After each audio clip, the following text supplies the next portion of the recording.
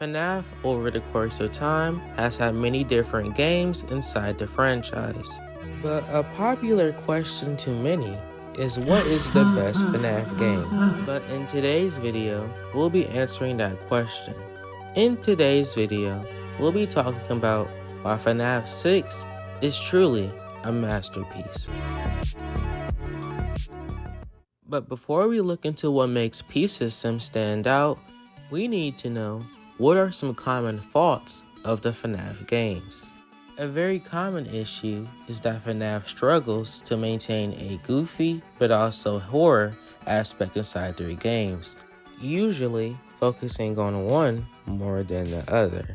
A very popular version of FNAF that tries to focus too much on being scary is FNAF 4, and a game that focuses too much on the goofy side of content is a game like Security Breach.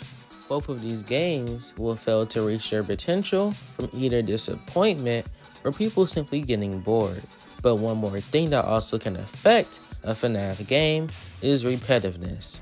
If you have not realized, FNAF 1 to FNAF 4 are overall pretty simple, which of course is not to fault Scott, but simply saying over the course of time, the game does not have too much replayability since it pretty much involves you doing the exact same thing, which is why many FNAF games are considered one and dones. So now that we know what can hurt a FNAF game, let's go into why FNAF 6 can stand out from the rest. After you beat the minigame in FNAF 6, you are immediately thrown into being able to salvage an animatronic, Scrap Baby.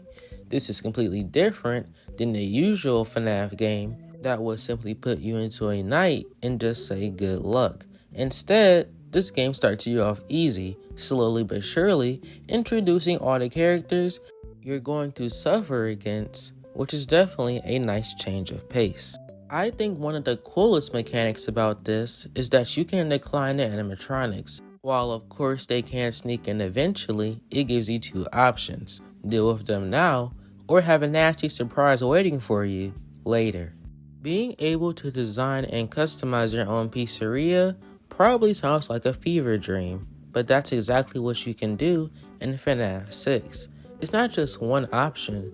There are multiple options on what you can do to make your pizzeria stand out from others, and I definitely do love like this side mini game mode where you can just be creative and do what you want.